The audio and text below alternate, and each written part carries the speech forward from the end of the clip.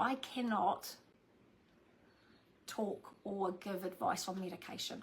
I'm not even allowed to do that. And again, if I'm working with a person, it's like I can look at their deep structures and I can hear other stories or see, you know, what level their EBV and things like that are at. I know that you say I'm a healthy person. The hard thing is these days, it's hard to tell who's sick and who's not, to be honest with you. It's the internal gauge. And again, Epstein-Barr virus at those high levels will affect someone's thyroid.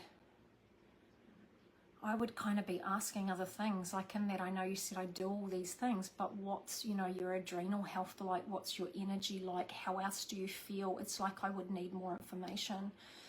Some doctors will be so for that side of medication. My only suggestion there really would be to, you know, maybe a holistic health doctor that really takes into consideration a lot of things.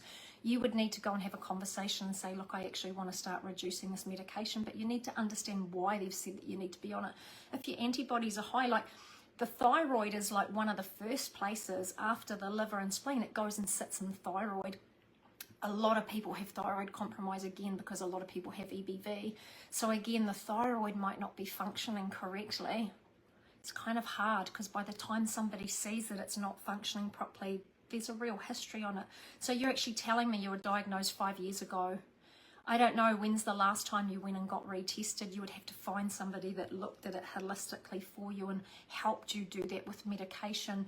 But, you know, even doing all those beautiful practices for self, like I just work with, you know, so many people that do everything.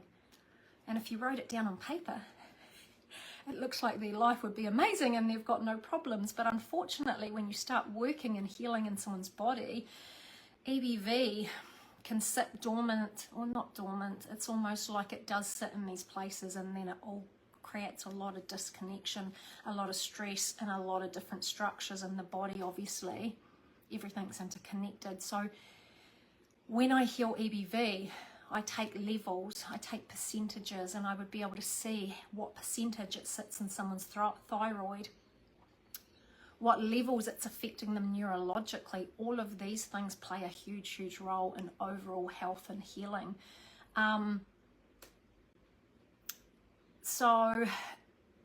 Yeah, you'd have to go back and talk to your doctor. But unfortunately, even doing all those things, when the platform in the body is compromised for healing, or even EBV, how it burrows into at a cellular level in the thyroid, you would have to eradicate that first before the thyroid could recover and heal itself. So generally those levels of, you know, what you've been tested for is saying there is a problem with your thyroid, which it will be EBV. So I'm sorry, I cannot give recommendation about getting off medication because again, I don't know the full history. There'll be a reason, but you know, the way that I heal somebody is not through medication. Medication is almost like masking symptoms in the body or trying to compensate for something that's not functioning. The way when I heal a person, it's about re-engaging their body's own natural healing responses. It's about eradicating EBV so the body can gain back its platform to heal, repair and recover. Again, all of that information is in the mini course. It talks about the stages that it goes through, how it creates that you know, that decline in the body, but it's also from that neurological restrictive perspective of deep neurological structures that are not functioning correctly to support the functioning of the body.